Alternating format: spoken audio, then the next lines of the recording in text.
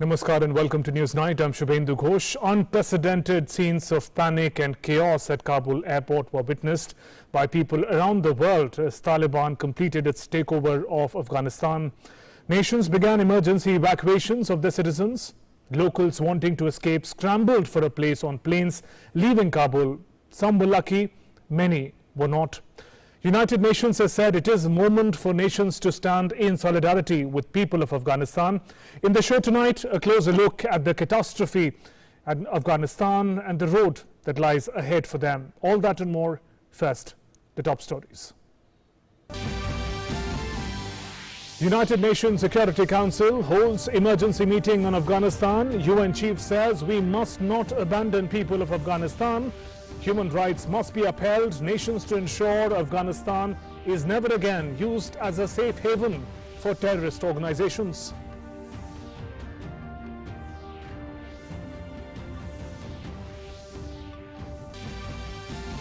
Addressing the UNSC meeting, India underlines the unfolding humanitarian crisis in Afghanistan. Indian permanent representative to the UN, T.S. Tirumurthy, says security situation remains precarious. Calls for international community to come together to establish stability and contain the crisis.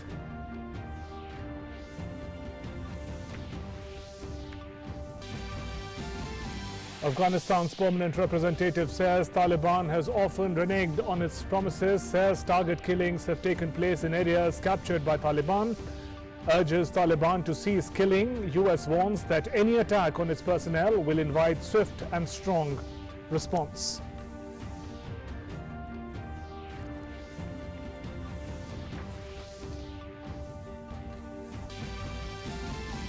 As it captures Afghanistan and takes control of Kabul, panic-stricken Taliban people throng to airport to flee the country. People hanging from planes fall to death.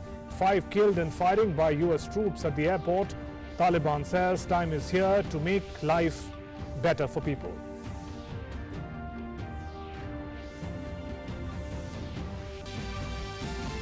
India closely monitoring Afghanistan situation. Ministry of External Affairs in touch with Indians stuck in the war-torn country. Will facilitate evacuation of Hindu and Sikh community members. Government will take all steps to protect its interests in Afghanistan. Nations across the world express concern over developments. America says evacuation of its citizens is top priority. Qatar foreign minister says will facilitate safe evacuation of diplomats and peaceful transfer of power. Australia and New Zealand also join evacuation efforts.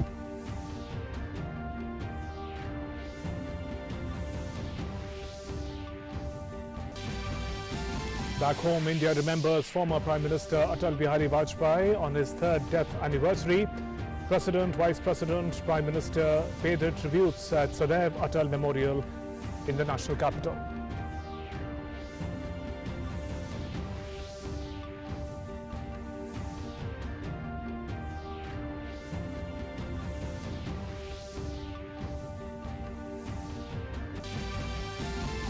And Prime Minister Modi meets Indian contingent of Tokyo Olympics, congratulates the medal winners. Sportspersons share their experiences with Prime Minister.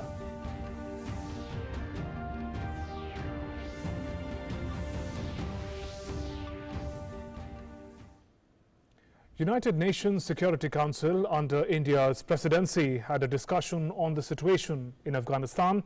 Making his inaugural remarks, UN Secretary General Antonio Guterres said that the world is following the developments in Afghanistan with a heavy heart and urged Taliban to exercise restraint and ensure that humanitarian needs are met. The world is following events in Afghanistan with a heavy heart and deep disquiet about what lies ahead. All of us have seen the images in real time: chaos, unrest, uncertainty, and fear. Much lies in the balance. I urge all parties, especially the Taliban, to exercise utmost restraint to protect lives and to ensure that humanitarian needs can be met. And I call on all parties to provide humanitarians with unimpeded access to deliver timely and life-saving services and aid. And I also urge all countries to be willing to receive Afghan refugees and refrain from any deportations. Further, United Nations Secretary General urged nations to stand as one to uphold human rights in Afghanistan. Now is the time to stand as one.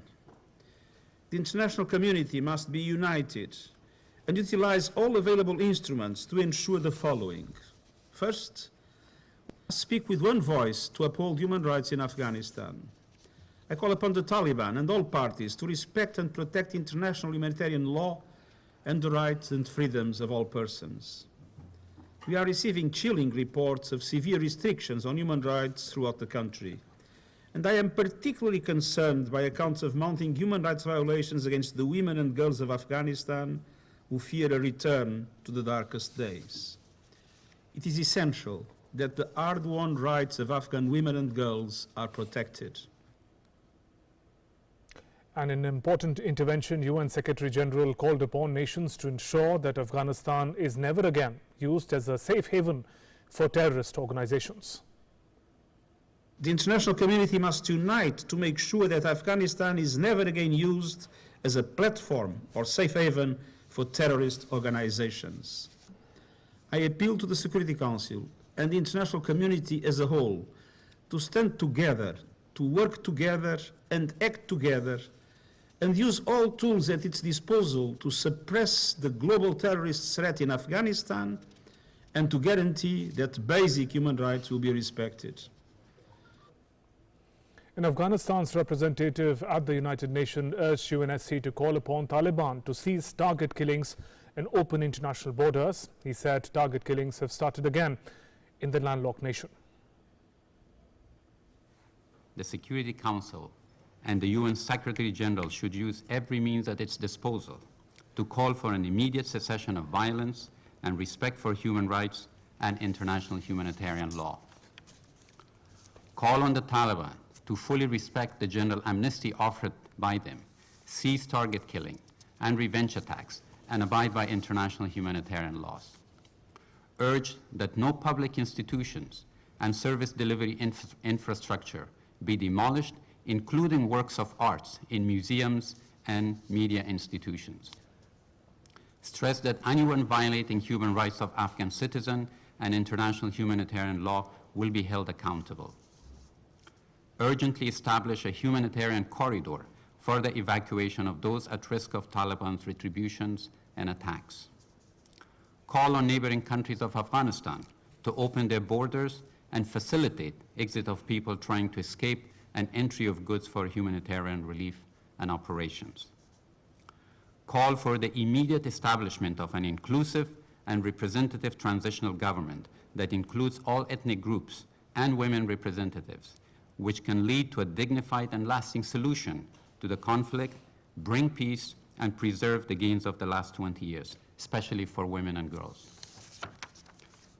And Afghanistan's representative also said that Taliban is not honoring its commitments given in the Doha peace talks.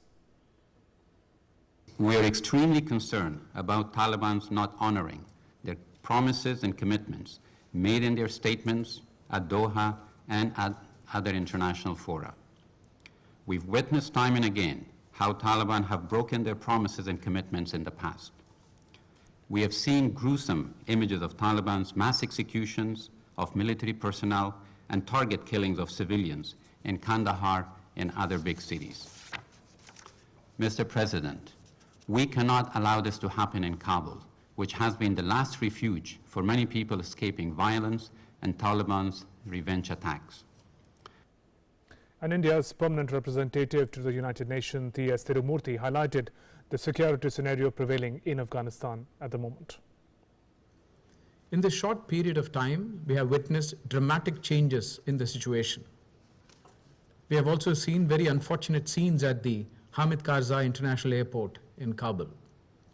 There is widespread panic among the people. Women and children are in distress. Incidents of firing have been reported from the city, including at the airport. While the security situation remains precarious, a grave humanitarian crisis is unfolding. And Tirumurthy further said that it is time to contain the crisis and establish stability in the war-torn Afghanistan. It is time for the international community, in particular this Council, to act and ensure an immediate cessation of violence and contain any possible crisis and mitigate its consequences. Afghanistan has already seen enough bloodshed in the past.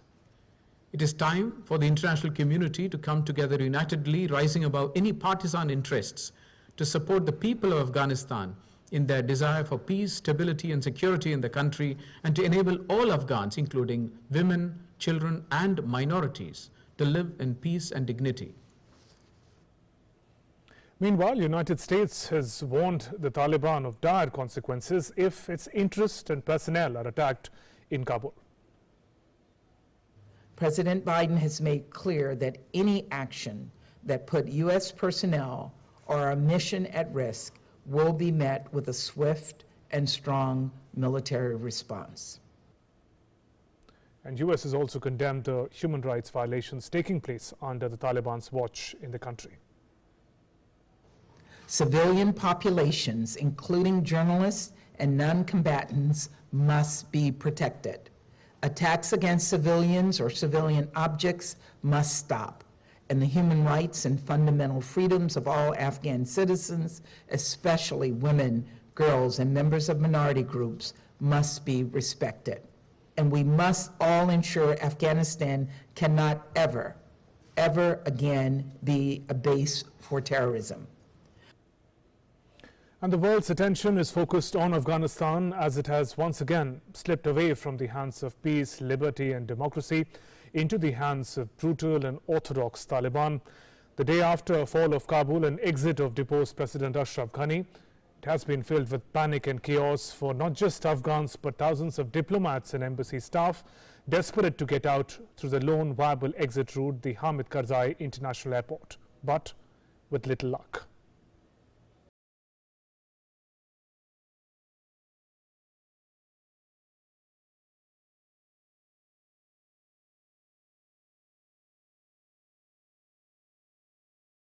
These chaotic scenes are a reflection of what people in Kabul perceive their tomorrow will be under the Taliban regime. This reflects the failure of the erstwhile Afghan government forces to protect their positions despite numbers and sophisticated arms. As Taliban took over Kabul, total chaos descended on the streets of the city. People, scared of what might be the conditions under the Taliban regime, scrambled to flee Kabul by the only means available, and that was air travel. The entire city rushed to the airport to catch any commercial flight leaving Kabul. Such were the scenes at the airport that it was difficult to imagine that barely a few hours ago it was a fully functional international airport. Taliban captured Kabul, and the memories of its earlier strict totalitarian regime ruled over the mind and psyche of the people who looked desperate to get away from their motherland. Taliban declared that the war was over a day after seizing Kabul, but for many citizens, it literally meant a start of an ordeal. Residents fear the Taliban will return to past harsh practices in their imposition of strict religious law. During their 1996 to 2001 rule, women could not work and punishments such as stoning, whipping and hanging were administered. For Taliban, however, it's a different narrative. It declared the war in Afghanistan was over after insurgents took control of the presidential palace in Kabul. Its leaders are claiming that the real test begins now as they look to meet people's expectations and serve them by resolving problems. In a video released, Mullah Baradar Akhund, deputy of the Taliban, said it was now time to provide for people and to improve their lives. We congratulate the great victory to the whole Afghan nation, especially to the people of Kabul and to our Mujahideens. The way we have come through was unexpected, as we have reached the position which was never expected. But with the help of Allah, that He has given us the victory, and there is nothing like this victory in the history of the world, so we should thank Allah. We should have no arrogance. Now is the time to trial. We will give services to our nation. We will give serenity to the whole nation, that we will go as far as possible for the betterment of their lives. The scenes in Kabul were, however, anything but serene and calm. A large number of people were out on the streets walking towards the airport on Monday. Many Afghans were desperately trying to flee to Hamid Karzai International Airport, located 5 kilometers away from the Kabul city center. A Taliban leader also told Reuters that the insurgents were regrouping from different provinces and would wait until foreign forces had left before creating a new governance structure. As almost the entire city rushed towards the airport, congested traffic came to a standstill in the city, forcing many to travel on foot with their belongings and young children. Numerous vehicles from all directions could be seen stuck in traffic. In Kabul city, while people walked on roads past the vehicles, some carrying belongings and children. The chaos on the streets soon shifted to the Hamid Karzai International Airport as Afghan citizens rushed into the airport terminal in an attempt to secure a flight and flee the besieged capital. The scenes witnessed on the tarmac and on the flights will remain etched in public memory forever. Never before, in any airport, the world has seen such utter chaos, with people desperate to leave the nation. Sounds of gunfire added to the panic. Commercial flights set to land in Afghanistan have been affected by the chaos on the ground. Emirates has suspended flights to Kabul until further notice. Even as Western nations, led by the United States, managed to get their cargo planes in the air, it was not before the planes were surrounded by hapless people, willing to take all risks to get on board. In the aviation history of the world, never has any plane started to taxi for takeoff, with people trying to board it by running alongside it.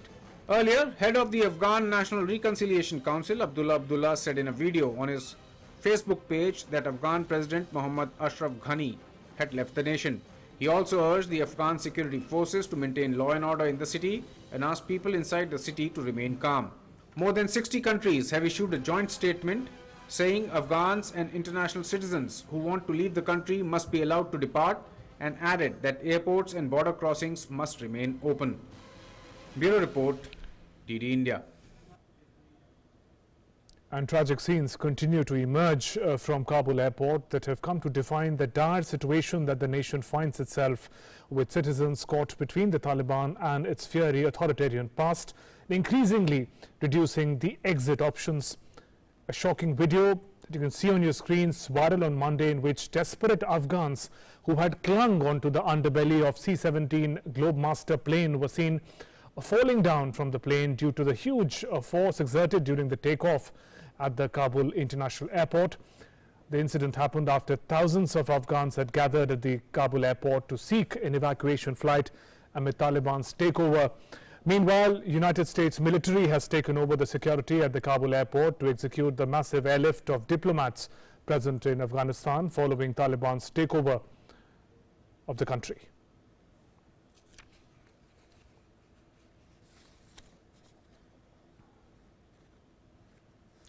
And that brings us to the issue in focus this evening, chaos in Afghanistan. We'll take forward that conversation with three eminent guests. G. Parthasarathy, former senior diplomat, Vishnu Prakash, former senior diplomat, and Vishal Chandra, research fellow, MP, IDSA. Good evening and welcome, gentlemen, to this program. Ambassador Parthasarathy, if I can come to you first. Unprecedented scenes of crisis in Kabul, but one really wonders if this is the worst or it is yet to come. Well, let me thank you for bringing me together with an old friend, Vishnu Prakash, whom I haven't seen for some time. It's a delight to be in Doordarshan with him and the other colleague. Look, this is an authoritarian government at its worst. There is going to be no let-up on pressures on people. They're making pledges about some relaxation in their rigid norms on curbing of freedoms of ladies, which means you're curbing the freedom of half the population of your country. And I think things have just got started. The only factor which I see which is of some redress is the committee which has been appointed by the government, which is led by Mr. Abdullah Abdullah, the former, still the Deputy Prime Minister for all practical, Deputy President for, Vice President for all practical purposes. It has Mr. Hamid Karzai, former president, and also Gulbuddin Hikmatyar, interestingly, a Pashtun who was involved in the so-called jihad against the Soviet Union. And therefore, let us see, because the real problem they're going to have is in founding a government. Because according to Afghan traditions, they have to convene a loya jirga from all sections of society before deciding. And this is going to cause confusion, a considerable amount of political negotiations, which are not going to be easy. But you must also remember within the Taliban, perhaps from past experience, one finds Mullah Baradar more conscious of more modern realities, but I'm not sure the others do. And therefore, we're going to face a very rigid regime, huge human rights violations. But what is more worrying is it's being backed totally by Pakistan. Right. And you have the Americans just now increasing aid to Pakistan, another $10 billion. So I think our diplomacy must get very Afghanistan focused. We have done very well, but we need a far greater coordination with most countries in the world now who find these excesses have to be dealt with firmly. And I think we should take off from there. And hats off to the people who showed such courage at the airport, and also all to the Doordarshan other correspondents who performed so well. Right. We'll take forward this conversation, sir. Before that, if you can take a look at, amidst this crisis, the response that has come from India. India has said that it will take all steps to ensure safety and security of the Indian nationals and our interest in Afghanistan. Ministry of External Affairs spokesperson Arindam Bagchi had responded to media queries regarding the situation in the crisis-torn Afghanistan. In a statement, he said, the security situation in Kabul has deteriorated significantly in the last few days. It is changing rapidly even as we speak. The government of India has been closely monitoring all developments in Afghanistan. We have been issuing periodic advisories for safety and security of Indian nationals in that country, including calling for their immediate return to India back home. We had circulated emergency contact numbers, had also been extended assistance to the community members. We are aware that there are still some Indian nationals in Afghanistan who wish to return, and we are in touch with them.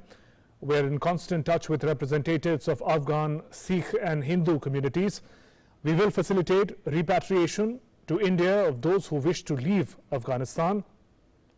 There are also a number of Afghans who have been our partners in the promotion of our mutual developmental, educational, people-to-people endeavors. We will stand by them. Commercial operations from Kabul airport have been suspended today. This has forced a pause in our repatriation efforts. We are awaiting the resumption of flights to restart the process. The situation in Afghanistan is being monitored on a constant basis at high levels. The government will take all the steps to ensure that the safety and security of Indian nationals are interest in Afghanistan. There's a statement, MEA's response regarding the situation in Afghanistan, the crisis as it is emerging. Right, Ambassador Vishnu Prakash, that was a statement given out by MEA. It stands by the people who it had worked with people who wish to return back home. But how challenging is going to be realizing the actions given out in the statement, given the kind of totalitarian regime that we're looking at in days ahead? Good evening and greetings, Ambassador Parthasarathy. It's an honor to be sharing the panel with you. You know, the situation is indeed dire, and I have called yesterday's development a black day in the world history. In Kandahar, the common refrain was that literally they were sold out, and everybody has joined in the charade, whether it is the mighty US, whether it is China, Pakistan, or the president of the country himself, or the ex-president. Having said that, the way things have panned out, I don't think anybody could have anticipated it. It is clearly a hatchet job that has been done. And Taliban, what it likes to call itself Taliban 2.0, is in power now. They are claiming that they are a different Taliban, that they will not harm anybody, the diplomatic community, the others. Let us hope that they mean what they say. India has had a lot of experience in evacuating its citizens in difficult circumstances. Literally hundreds of thousands of citizens and diplomats we have evacuated, not just of India, but even of neighboring countries, from Libya, from Bahrain, from Iraq. And you remember that we had 4 consulates. We were closely monitoring the situation, evacuating our people whenever required. So I'm sure the government of India, MEA in particular, working in tandem with other agencies, is monitoring the situation closely, and we'll get our people back very safe, hopefully very soon. But the situation is dire, and it is very difficult to predict how it will pan out in future. I'm not talking of the evacuation, but I'm talking of the hapless people of Afghanistan, particularly women and children, who have been left to fend for themselves. Right. Vishal Chandra, your thoughts particularly on the manner in which this situation really come about.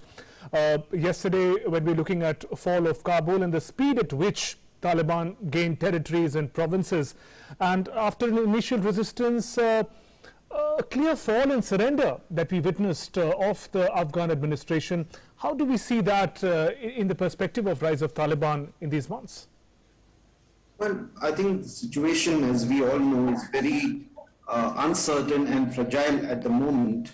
But I think the trigger was the US-Taliban agreement signed in February 2020, where Afghan government, an elected government, was completely sidelined, kept out of the negotiating process right since 2018. That somewhere, in my opinion, sent a message to the armed forces, to the police, to the state structures at provincial and district levels.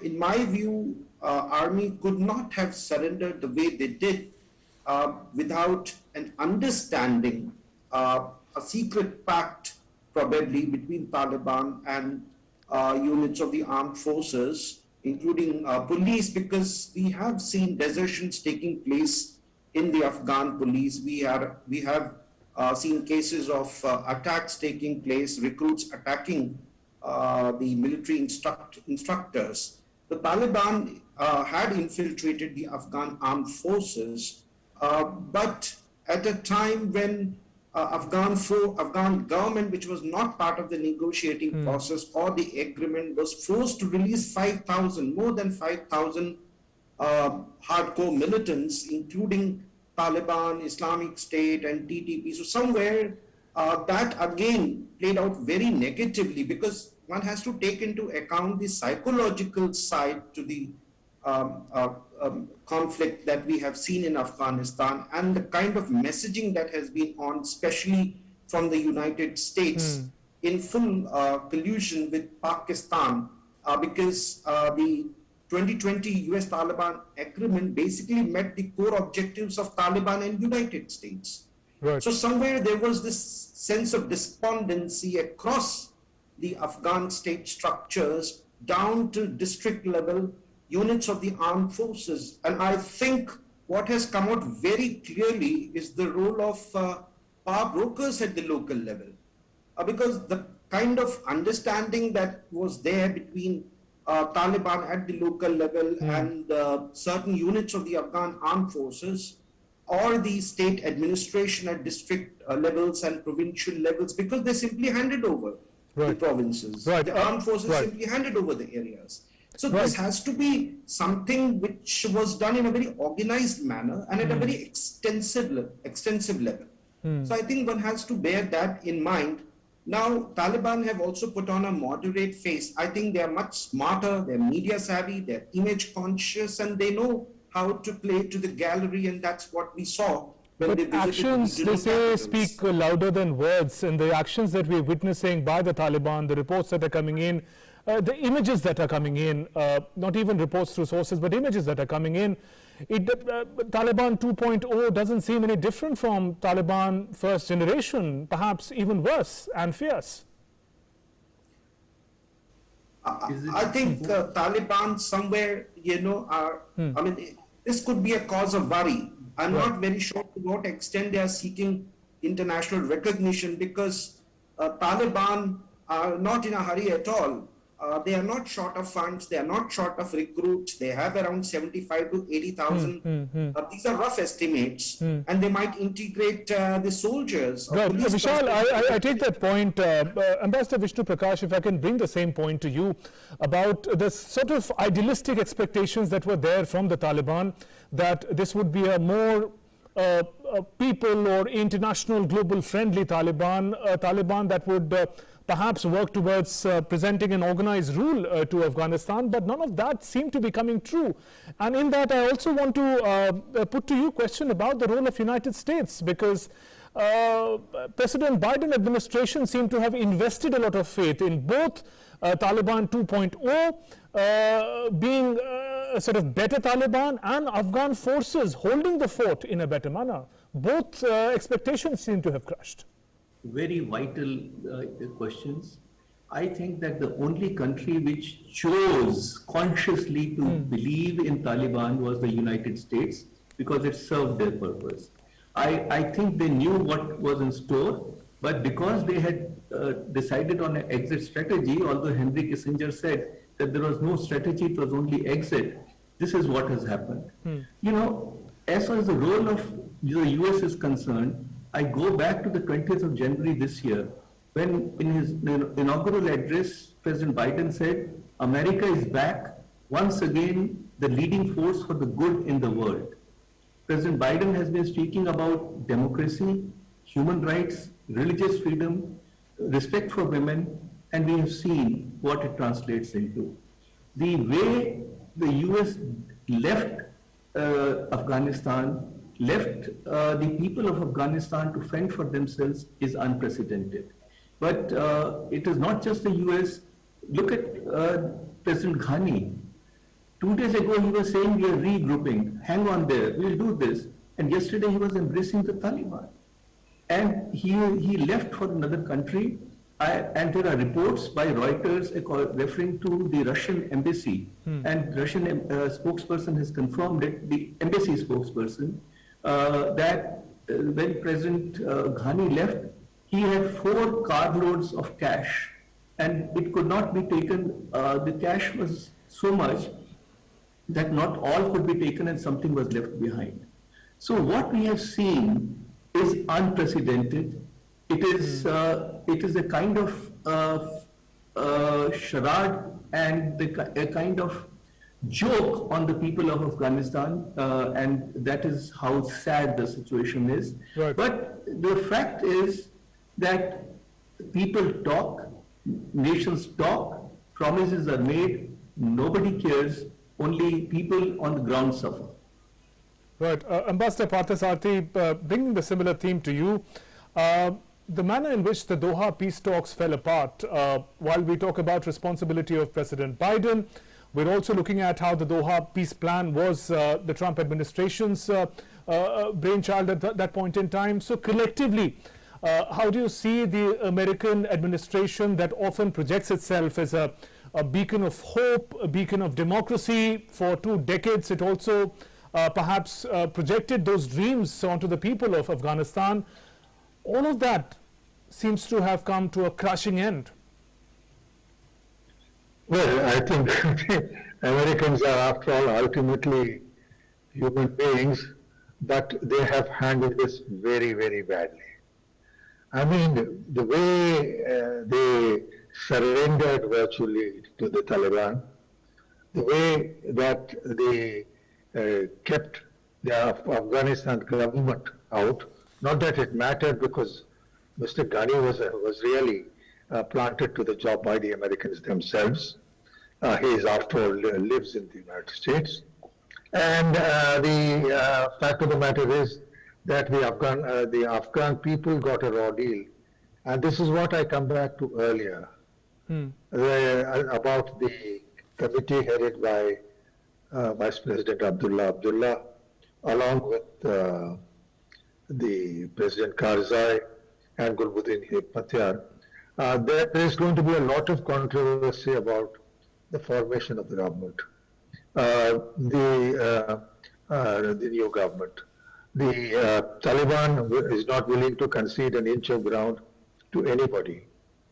I can't see these three agreeing to that. And we are in for a political deadlock on that, in that case. And even within the Taliban, there is a general feeling that Mullah Baradar at least behaves more reasonably than the others. And generally that reputation has developed. You're going to have a struggle for power. And also let's remember one thing about the Taliban which we often forget.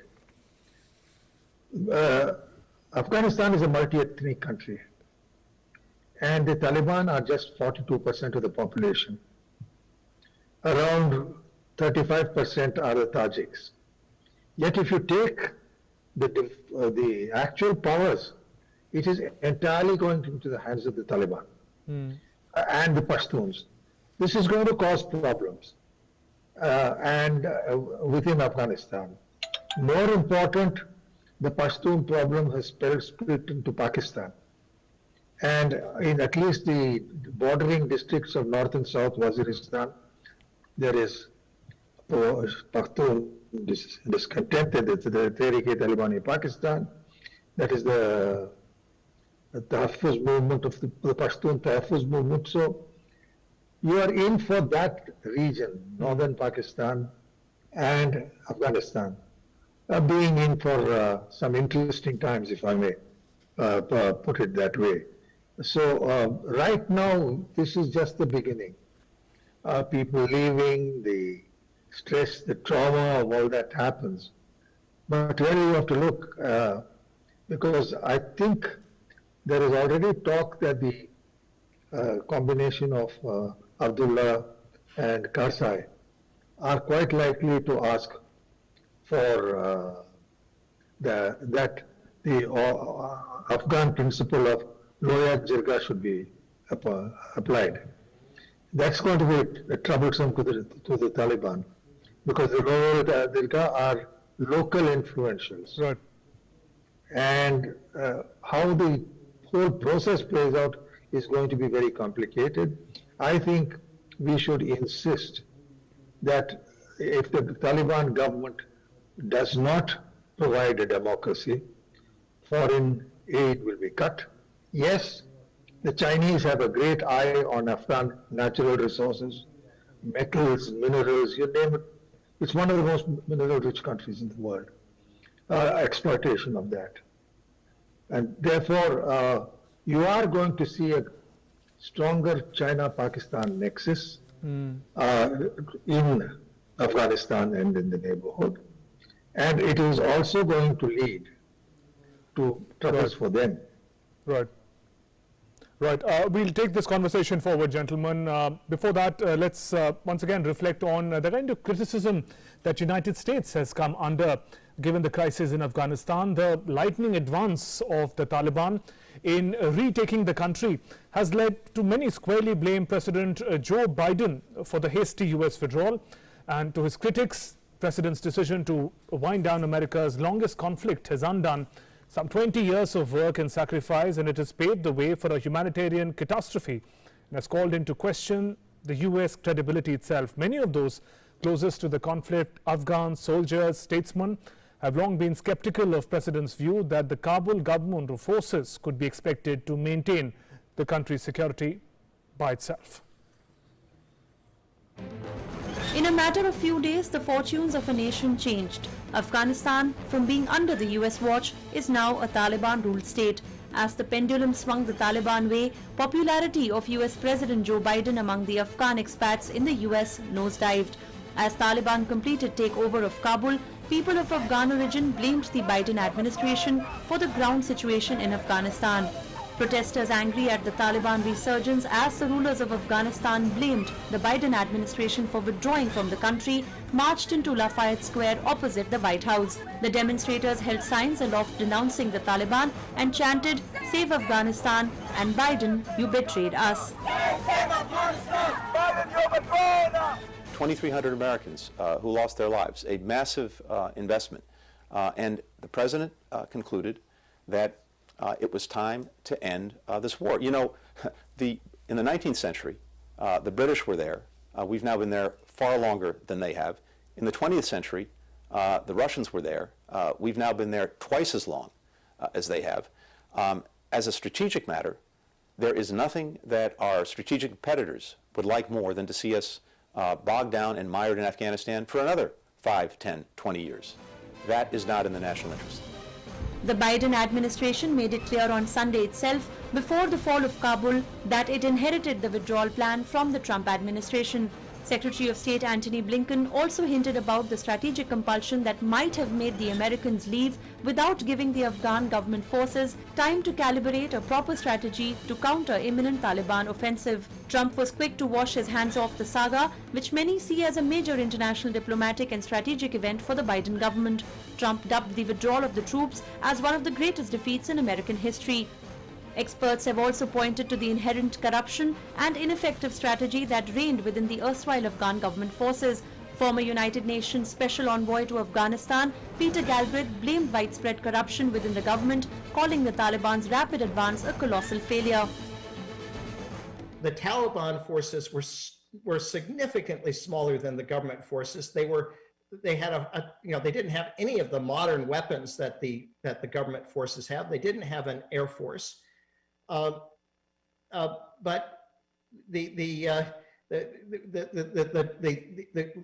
government, the corruption was such that police and soldiers were not paid for months. They were not resupplied with bullets. They were not.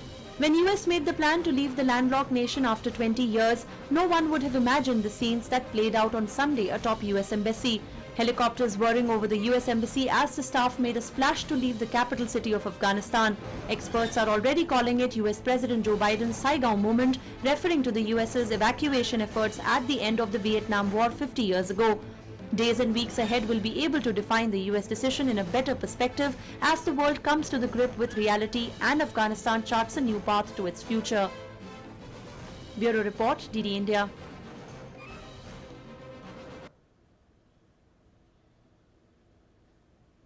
And we continue our conversation on the Afghanistan crisis. Vishal Chandra, if I can come to you. A short while ago, United Nations chief spoke about the perspective of the international community, how Taliban must exercise restraint and the international community should stand together in this time of crisis. One wonders if this sort of positioning could have come a little earlier while this crisis unfolded. And two, what kind of influence could United Nations exert on Taliban as it stands today to completely reform the nation from what it had become in the past 2 decades? Your thoughts on that? Well, as I said earlier, this is a cause of worry because I'm not very sure if Taliban in a hurry to seek international legitimacy, international recognition, because that's the only leverage that the so-called international community, or let's say UN, has over Taliban. Because if you look at their ground strategy, the ground offensive, they first captured the border crossing points. Much of the trade takes place through land corridors, as far as Afghanistan is being a landlocked country. So they're going to get revenue, a regular source of revenue from these border crossing points. Secondly, they have captured areas where mines are located. Now that again gives them a certain leverage. Thirdly, we are not discussing much about drug trafficking, but if you look at the conflict in Afghanistan, it's also about controlling the drug trade. So Taliban, in my view, could be preparing for long haul, because international recognition is not something which is going to come easily to them. Now that makes them relatively dependent. Second point is that all these years we have been hearing that there has to be an inclusive political process in Afghanistan. It was pretty clear that Taliban has to be part of that, the future political setup. But I'm not very sure if Taliban, the leadership, would be able to, and especially that section of the leadership which is considered relatively moderate sitting in Doha, would be able to sell the idea of having non-Pashtun, non-Taliban, in the government. So one would have to wait and see whether they would be projecting. They have some Tajik elements, they have some Uzbeks, whether they will be projecting Ambassador Vishnu Prakash, with some leaders, non-Pashtun or even non-Taliban Pashtuns. Ambassador Vishnu Prakash, as Taliban becomes a political reality, how do you see the options in the manner in which it will seek to engage with the world and vice versa, that the world would want to engage with Afghanistan in the days ahead? Well, the world is divided. There is a country called China which has already decided that Taliban is a symbol of peace and reconstruction. Even Taliban's ears must have turned red, but that is not what Honorable Foreign Minister Wang Yi told Mullah Baradar. And China has said that they want to have friendly relations with the Taliban. Pakistan, certainly. For the rest of the world, one does not know how it will pan out. What we see is that there is pure opportunism, but if Taliban continues to behave like a regressive medieval force that it is, and continues, because the areas that they have occupied, it's business as usual. They've gone around imposing Sharia. They have said that girls who are as young as 12 years can be taken away by the fighters. Right. They are identifying people who they say have corroborated with the government. And in Badakhshan, a lady was shot dead because she was not wearing a hijab. So, and yet they say that it's a different Taliban. So let us see. If the Taliban provides even a half-decent administration, it will become easier, because they are going to be around for a while before there's a pushback. So, but if they continue in their bad old ways, it will become very difficult. The long and short is that there are lots of moving pieces, and we'll have to wait and watch. Right. Ambassador Parthasarathy, in brief, I'd like your comments. In security terms, what eventuality should India be prepared for, given that there is, as we discussed, there's not much change in the Taliban that we had 20 years ago and what we see now?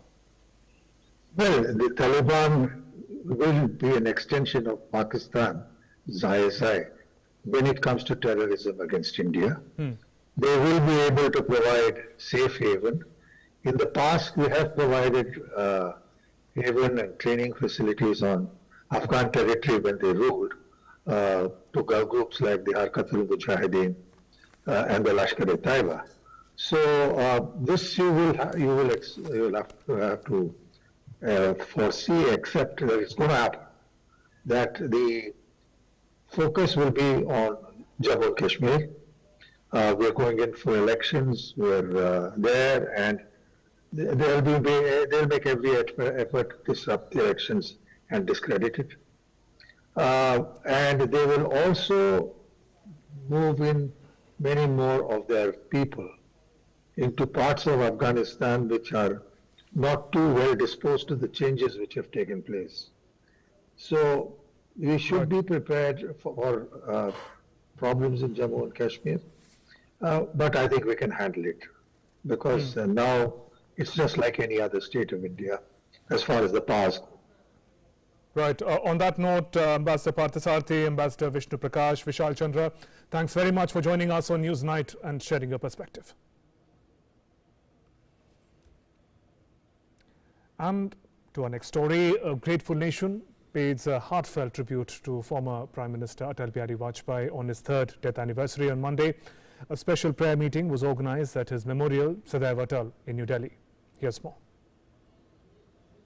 टूटे हुए सपने की सुने कौन सिसकी, अंतर को चीर व्यथा पलकों पर ठिठकी, हार नहीं मानूंगा रार नहीं ठानूंगा, काल के कपाल पर लिखता मिटाता हूँ, गीत नया गाता, गीत नया गाता।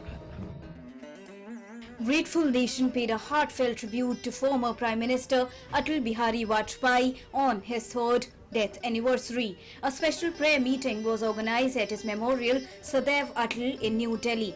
President Ramnath Kovind led the nation in paying homage to the former Prime Minister. Vice President M. Venkaiah Naidu paid tributes to former Prime Minister Atal Bihari Vajpayee on his death anniversary, saying he was truly an embodiment of good governance. Prime Minister Narendra Modi also paid homage to former Prime Minister Atal ji at his final resting place Sadaiv Atal in New Delhi. In his tweet, the Prime Minister said, and I quote, "We remember his warm personality, we remember his enduring nature, we remember his wit and humor, we remember his contribution to national progress. Atal ji lives in the hearts and minds of our citizens. Today, on his Punya Tithi, went to Sadaiv Atal and paid tributes to him." Unquote. Defence Minister Rajnath Singh also reached Sadaiv Atal and paid tribute to Atal ji.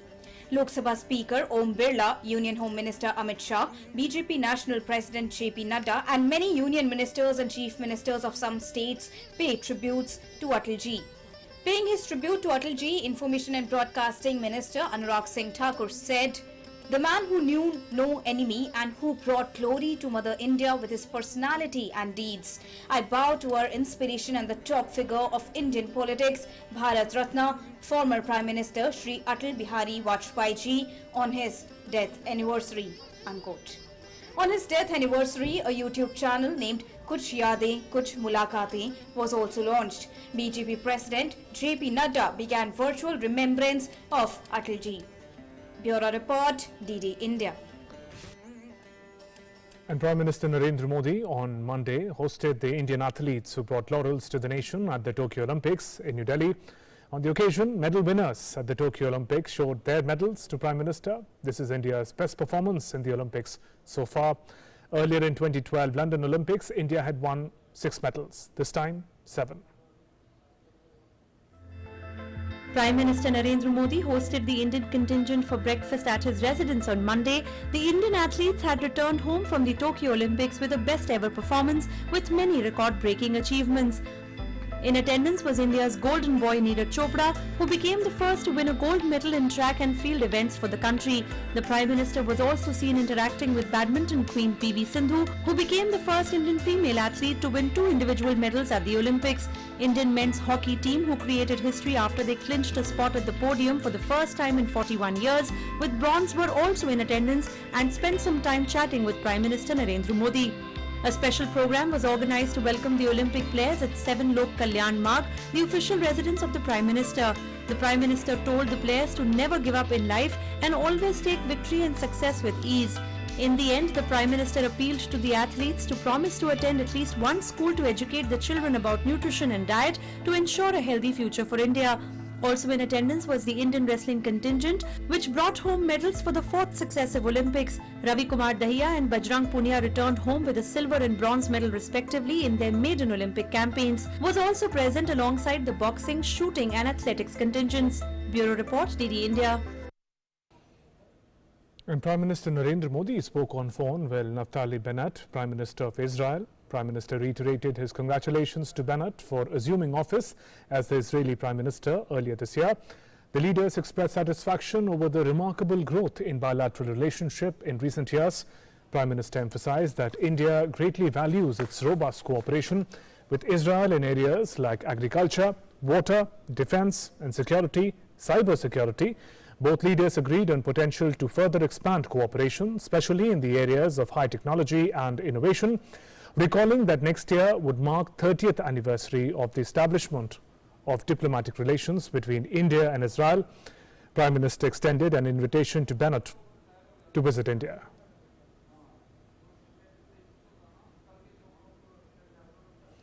And as we conclude this edition of Newsnight, we leave you with this moving images of Afghanistan that we witnessed all of Monday.